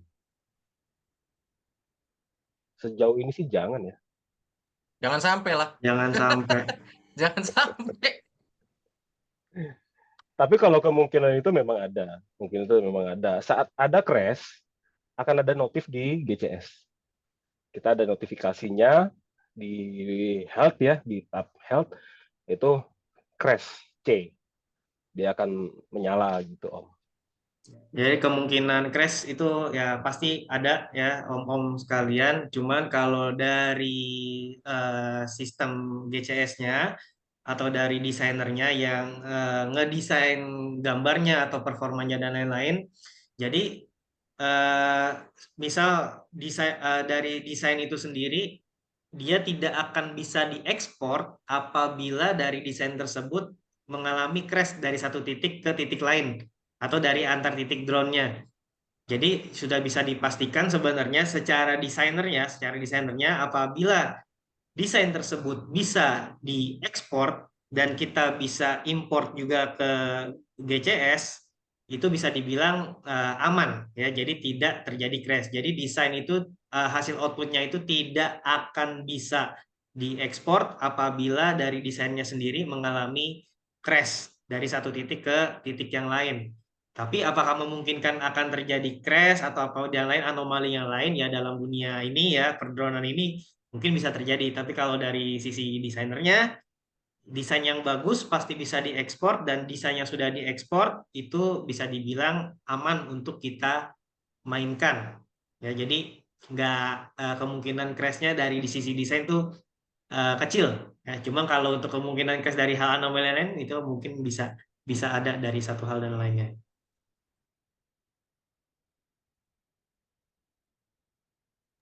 Ya, bisa dilanjut Om Feb. Oke. Biar makin semangat Ini nih. kayaknya banyak yang Om-om nanya-nanya harga ini.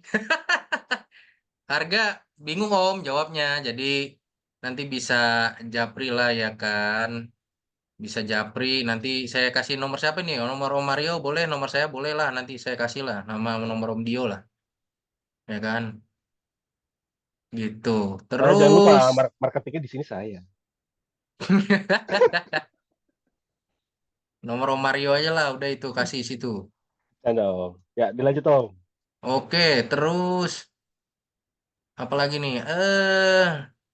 Drone show peak kemarin saya ikut nonton. Menurut saya kurang drone show di backsoundnya dan suara menggelegar penonton seperti. Wah itu nanti lebih ke IO-nya nih Om, gitu ya. Kalau itu nanti harus disinkronize gitu. Mungkin kemarin agak ada yang kurang sinkron dari IO gitu ya. Mungkin kita juga harus selalu karena komunikasi kita kan banyak banget tuh, gitu ya. Mungkin ada telat mijit atau apa kan, gitu. Bisa jadi. Terus kalau dan Itu areal sifatnya lebih ke konsep ya atau desain ya. Ya, betul. Oke. Itu lebih ke konsep. Nah, kalau drone aerial kan kesehatan baterai bisa dilihat dari voltase masing-masing sel. Kalau punya dam muda dilihat mana? Dari GCS bisa, Om. Dari ground control bisa. Terus kita juga punya ini kan, apa namanya tuh? Kita punya baterai checker. Nah, baterai checker, Ini betul. kebetulan saya bawa satu nih ternyata masih ada satu nih. Nah, Pantes tuh. Om, gue cariin Om. Tuh ada Terus baterai ada satu. checkernya. Jadi baterai checker ini buat cek baterai health ya antar sel gitu ya. Ada 3 indikator. Nih Om Dio, mohon maaf nih ke bawah nih saya baru lihat. Siap.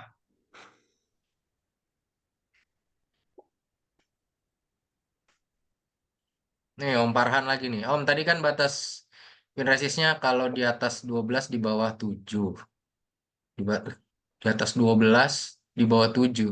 Di atas 12 di bawah 7 nih bingung nih. Maksudnya maksudnya ketika di atas itu saat sedang Oh. terbang. Saat sedang Oh terbang itu alah. maksimum di 12 meter per second. Cuman kalau sebelum terbang pas saat masih di ground itu di 7 meter per second. Di atas Iya. anginnya naik jadi 13 Om. Gimana itu mitigasinya? Nah, coba itu mitigasinya gimana? Akan ada notifikasi Om dari Tuh, di GCS. Betul, jadi akan memberikan notifikasi dan akan merespon apa tindakan kita. Gitu. Yang paling penting adalah ketika mau take off dan landing. Nah, itu yang harus benar-benar diperhatiin. Jadi kalau misalnya pas mau take off, anginnya lebih dari 7 gitu ya, di ground ya. Nah, itu yang kita antisipasi tuh. Jangan take off dulu kan gitu. Karena memang batasannya 7. Kalau di atas sama kayak pesawat lah Om. Ya kan? Pesawat kalau udah terbang ya anteng aja gitu kan. Di atas anginnya jangan masukin badai aja. Masukin badai ya selesai juga gitu. Sama ketika misalnya tiba-tiba pas lagi show hujan. Nah, sebenarnya kalau kita show kan nggak sampai lebih dari 15 menit misalnya kan. Jadi kita bisa tahu tuh batasannya. Ya ketika udah mau hujan udah gerimis-gerimis ya kita tunda dulu atau misalnya pas lagi hujan ya kita bisa stop, kita bisa pulangin gitu. Tapi memang pengalaman kita Om Feb yang kemarin di Monas itu yang kita benar-benar nggak tahu. Awal kita anggap untung kondisi itu saat itu adalah tes ya saat tes loh. Kalau bayangkan bila itu terjadi lagi saat show semua show. Jadi kejadian yang berapa drone yang kita terbangkan dulu untuk tes itu di atas kejadiannya sudah terbang tiba-tiba langsung blank, cep aja. Nah itu resiko seperti hujan kata orang China ya. Hujan drone, aduh jangan sampai ya Allah, pusing kepala. Apakah jika ada drone aerial akan mengganggu koneksinya? Nah, Om, kemarin sih aman-aman aja sih. Kalau cuma satu, 2. 10 sih aman ya. Iya. Kalau udah 1400. Nah, 1400 itulah. Kecuali drone aerialnya pakai frekuensi 900 kemungkinan iya. Gitu. Tapi kalau frekuensi masih di 58 atau 24 masih aman Om. Kita ada IP ratingnya nggak sih? Lupa. Kayaknya kalau udah gerimis jangan nggak usah terbang Om, buru-buru aja masukin udah. Ya. Wah, Om Robi Jatim nih aktif nih, boleh Om. Tuh. Iya dong, resen tuh, ayo Om. Tanya langsung aja Om. Siap, malam Om Febri, Om Mario, semuanya. Ya. Sorry gelap lagi di jalan nih. Lama-lama nggak tahu juga disuruh ngetik dari tadi. Ini Om, kalau terbangnya itu sebenarnya dia sudah nyimpen skrip. Jadi kayak orang mapping itu kan dari controller itu kan kirim skrip ke ini ya, aircraft ya. Terus dia terbang otonomus. Dia sistemnya ada model script gitu atau setiap motionnya itu selalu tergantung dari GCS-nya, Om? Ya, Om Dio. Oke, jadi memang dari terbangnya itu sudah ada skripnya. Skripnya itu berasal dari output yang desainer itu tadi, Om. Ya, dari desainer itu tadi. Jadi memang sebelum kita melakukan flight, itu kita wajib yang namanya transmit data. Mentransmit data dari desainer, semuanya kita lakukan di GCS ya, mentransmit data dari desainer itu untuk kita kirim ke masing-masing aircraft yang ada. Misalkan total aircraftnya ada 800, so kita transmit semuanya tuh. Kita auto mapping ke 800 drone tersebut, kita transmit ke 800 drone tersebut. Sehingga pada saat dia mulai terbang, setiap drone, masing-masing drone satu persatu akan menjalankan misinya. sehingga sampai misinya selesai dan dia kembali lagi landing, mulai dari take off, menjalankan misi dan kembali landing. Jadi semua memang sudah bisa dibilang tertranskrip atau tertransmit dari data yang dramanya. Kita bilang itu drama, data drama yang akan dimainkan sama drone-nya, gitu Om. Nah, sama satu lagi nih Om. Terus kalau misalkan lagi main nih tengah-tengah ada satu yang error gitu. Itu kan ada yang gantiin ya drone-nya ya. Ada yang terbang nyusul ya. Ya, Itu betul. berarti dia memang nyusulnya itu memang pasti di momen yang sama ya. Maksudnya nggak yang terus akhirnya, oh ya aku ketinggalan gitu nggak ya. Iya, dia akan menyusul di momen yang sama. Dia akan menunggu dulu waktunya ya. Jadi ketika ada satu yang fail, contoh lah yang fail ini misalkan failnya dan dia RTH ya. Jadi kalau fail itu macam-macam. Ada yang failnya dia RTH atau bahkan kemarin kita ada yang fail yang tahu-tahu stall gitu langsung jatuh. Jadi untuk drone cadangannya setiap show itu kita menyediakan drone cadangan. Ya, kemarin kita coba di Monas yang 800 drone itu kita cadangkan itu ada 12 drone. So, ketika ada satu yang fail, satu yang ini akan menunggu dan akan langsung naik, menyusul atau menggantikan peran dari drone yang fail tersebut. Jadi memang dari drone yang cadangannya sendiri itu juga udah ditranskrip, udah ditransmit datanya sehingga dia bisa nyusul dan memainkan drama lanjutan yang ada di GCS. Gitu Iya Om. Om. Jadi dia juga cari jalan Om sebenarnya. Dia cari jalan mana nih posisi yang kosong. Baru di situ dia bisa cari sendiri, dia akan menemukan titiknya Om. Gitu Om. Gitu Om tambahannya. Om nambah satu lagi Om ya. Siap Om, nambah terus, gas. Nah, itu kan drone itu kan dia terbangnya mungkin berapa durasinya Om? 15 menit ya? 15 menit aman Om. 15 menit. Nah, misal nih Om, kita pengen bikin yang langsung show-nya 1 jam, tapi drone itu misalkan katakanlah terbang 300 gitu ya. 300, kemudian jalan 10 menit, nyusul lagi 100, nanti yang baterainya mau habis, turun, lanjut terus sampai 1 jam gitu, berarti mungkin banget Om ya? Enggak Om.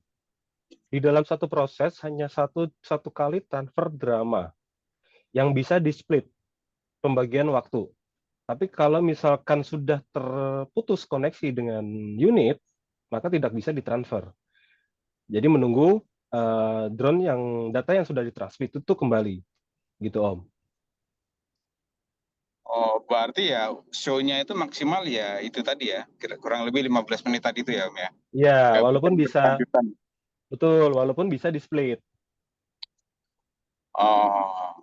Cuman dalam satu drama yang sudah di setting ya sedemikian rupa gitu. Jadi kita bagilah misalkan ada 1000 kita terbangin 500 dulu, 500-nya nanti sesi kedua.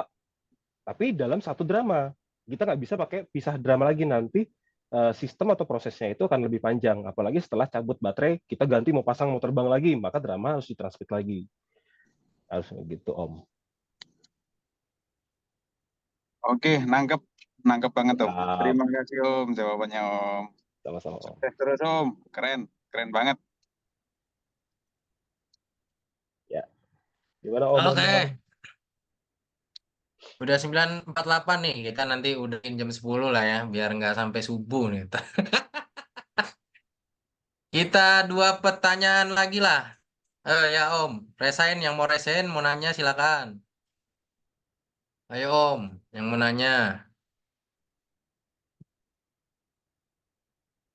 Monggo, dari Om Underdrone mana nih yang nanya nih?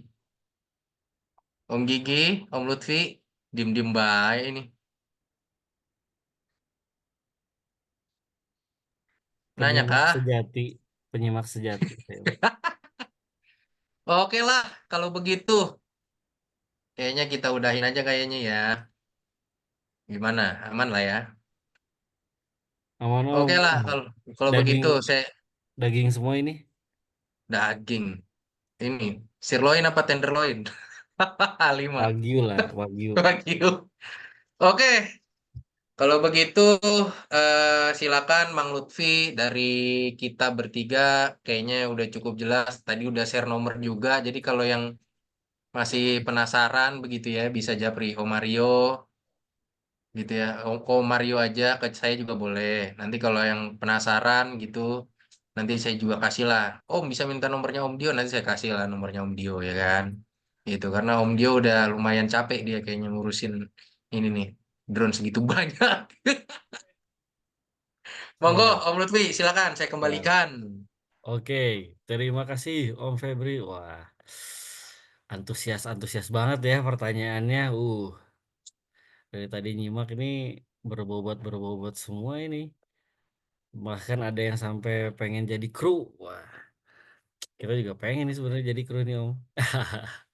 Tapi by the way, terima kasih banyak nih Om Febri, Om Dio, Om Mario atas sharingnya.